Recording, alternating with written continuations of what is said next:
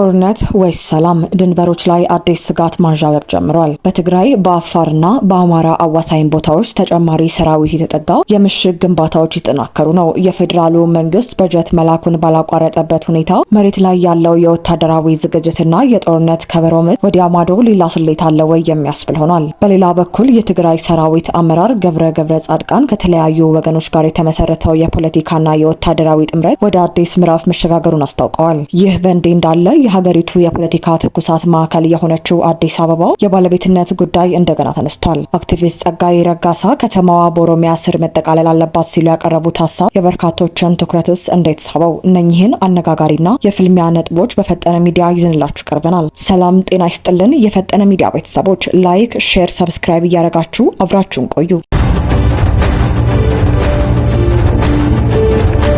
የፌዴራል መንግስትና ህወሓት በድንበሮች አካባቢ የሚያደርጉት ወታደራዊ እንቅስቃሴና የኃይል ንቅናቄ ዳግም ወደ ከፋ ግጭት ሊመለስ ይችላል የሚል ስጋት ማንዣበቡን የአውሮፓ የሰላም ተቋምና የአካባቢው የአይን ምስክሮች ገልጸዋል። እንደ ዘገባዎቹና የአይን ምስክሮች ገለጻ ሁለቱ ወገኖች በተለይም በምዕራብ ትግራይ በአፋርና በአማራ አዋሳኝ የአስተላለፍ ወሰኖች ላይ ተጨማሪ ሰራዊት በማስጠጋትና ምሽጎችን በማጠናከር ላይ ይገኛሉ። ይህም በአካባቢው ላይ የነበረውን ስጋትና ስጋታዊ ውጥረት ወደ አዲስ የጦርነት ስጋት ደረጃ አድርሶታል። በሌላ በኩል ህወሓት በወርሃ ሚያዝያ የጊዜያዊ አስተዳደሩን መዋቅር በተጣጠፈበት ወቅት ከግንቦት ወር ጀምሮ ለክልሉ ሰራተኞች ደሞዝ መክፈል እንደማይቻል አሳውቆ የነበረ ቢሆንም የፌዴራሉ መንግስት ግን የትግራይ ክልል የመንግስት ሰራተኞችን ደሞዝ እንዲሁም የትምህርት፣ የጤናና የግብርና ዘርፍ በጀቶችን ሳያቋርጥ በመላክ ላይ ይገኛል። ይህ እርምጃ የህዝቡን እንግልት ለመቀነስ የተደረገ በጎ አካሄድ እንደሆነ ቢታመንም በአንጻሩ የሚታየው የወታደራዊ ዝግጅትና የጦርነት ከበሮ ምት ከሁኔታው ጋር የሚቃረንና ወዲያ ማዶ ሌላ ስሌት እንዳለ የሚያሳይ ይሆናል። በአሁኑ ወቅት ትልቁ አሳሳቢ ጉዳይ በራያና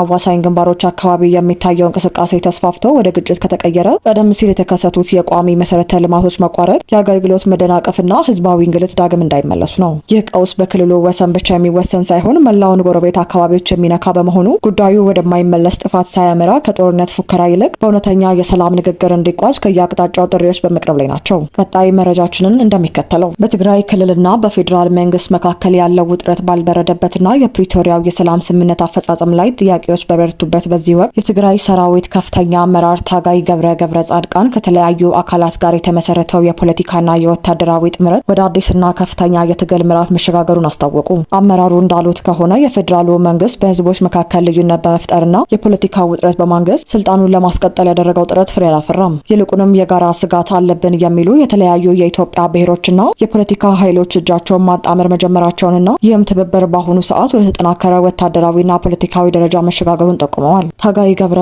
ጻድቃን አክለው እንደገለጹት የፌዴራል መንግስት ሰራዊት በትግራይ ክልል ላይ አዲስ ወታደራዊ እንቅስቃሴና ዝግጅት እያደረገ ይገኛል። ይህንን ሊሰነዘር የሚችል አዲስ ጥቃት ለመመከትና የትግራይን ህዝብ ህልውና ለማስጠበቅ የትግራይ ሰራዊትና የክልሉ ህዝብ በሙሉ ዝግጁነት ላይ እንደሚገኙ ተናግረዋል። በህይወት የመኖርና ህልውናን የማስጠበቅ ጉዳይ ድርድር ያለውም ሊያጠፋ ከመጣ አካል ጋር የሚደረግን ጥቃት ለመመከት ጥምረት መፍጠር ተፈጥሯዊና ህጋዊ መብት ነው ያሉት አመራሩ የጋራ ስጋት የሆነውን አካል ለማስወገድ ከተለያዩ ኃይሎች ጋር የሚደረገው ትብብር በቀጣይም ይበልጥ ተጠናክሮ እንደሚቀጥል አብራርተዋል። ይህ በእንዲህ እንዳለ ከፌዴራል መንግስት በኩል በፕሪቶሪያ ስምምነት መሰረት ለሰላም ቅድሚያ ተሰጥቶ እየሰራው ነው የሚል መግለጫ የሚሰጥ ቢሆንም በመሬት ላይ ያለው እውነታ ግን የወታደራዊ ዝግጅትና የቃላት ጦርነት እየረገበ እንዳልሆነ ያሳያል። በሁለቱም በኩል የሚታዩት እንቅስቃሴዎች ሀገሪቱ ዳግም ወዳልተፈለገ ወታደራዊ ግጭት እንዳትገባ የስጋት ደውል ደውለዋል። ይህ በእንዲህ እንዳለ አክቲቪስት ጸጋዬ ረጋሳ ከኦሮሚያ ሚዲያ ኔትወርክ ጋር የነበራቸው ቃለ ምልልስ የብዙዎችን ትኩረት ስቧል። ዝርዝሩን እንደሚከተለው የሀገሪቱ የፖለቲካ ትኩረት ማዕከልና የበርካቶች መኖሪያ የሆነችው አዲስ አበባ የባለቤትነትና የመዋቅር ጉዳይ እንደገና የጋለ የክርክር ርዕስ ሆኗል። የፖለቲካ ተንታኝና አክቲቪስት ጸጋዬ ረጋሳ ከኦሮሚያ ሚዲያ ኔትወርክ ጋር ባደረጉት ቃለ ምልልስ ከተማዋ በኦሮሚያ ክልላዊ መንግስት መዋቅር ስር ሙሉ በሙሉ መጠቃለል እንዳለባት ገልጸዋል።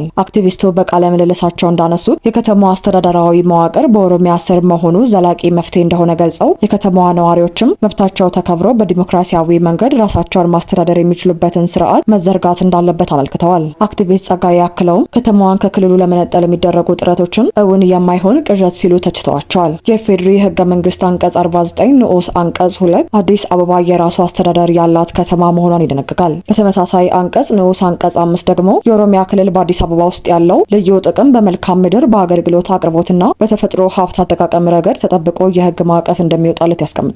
ነገር ግን ከ3 አስርታት በላይ ያስቆጠረው ይህ ህገ መንግስታዊ ቃል ኪዳን በተግባር መሬት ላይ ሲወርድ አሁንም ድረስ ወጥ የሆነ የመግባቢያ መስመር አልተበጀለትም። በአንድ በኩል ከተማዋ የሀገሪቱ መዲናና የሁሉንም ብሔረሰቦች ስብጥር የያዘች የጋራ መኖሪያ በመሆኗ ራሷን ችላ እንድትቀጥል የሚፈልጉ ወገኖች አሉ። በሌላ በኩል ደግሞ ከተማዋ በኦሮሚያ ክልል መካከለኛ ፌዴራል ጂኦግራፊ ውስጥ በመገኘቷ እንዲሁም ታሪካዊና ባህላዊ ቁርኝት ስላላት በክልሉ ስር መካተት አለባት የሚሉ የፖለቲካ ድምጾች አይቀሬ ናቸው። የአዲስ አበባ ጉዳይ በፖለቲከኞች ዘንድ የሀሳብ ፍጭት መንስኤ ከሆነ ውሎ አድሯል። ለህዝቡ ግን ጉዳዩ ከፖለቲካ መግለጫዎች በላይ የዕለት ተዕለት ህይወት የፍትህና የደህንነት ጥያቄ ነው። በፖለቲካው መድረክ ላይ የሚሰነዘሩ ጠንካራ ንግግሮችና አስተያየቶች በመሬት ደረጃ የሚኖረውን የህዝብ አብሮ የመኖር ባህልና ሰላሙን እንዳያውክ የብዙዎች ስጋት ሆኗል። የከተማዋ ባለቤትነት ጉዳይ በፖለቲካዊ ትኩሳትና በአክቲቪዝም ድምጽ ብቻ ሳይሆን ህገ መንግስታዊ ስርዓቱን የህዝቦችን ፍላጎትና ታሪካዊ እውነታዎችን ባላንስ ባደረገ መልኩ ዘላቂ መፍትሄ የሚሻ መሆኑን የተለያዩ የፖለቲካ ተንታኞች ያመላክታሉ። የጸጋዬ ረጋሳ አስተያየትም የዚሁ ቀጣይነት ያለው ሰፊ የፖለቲካ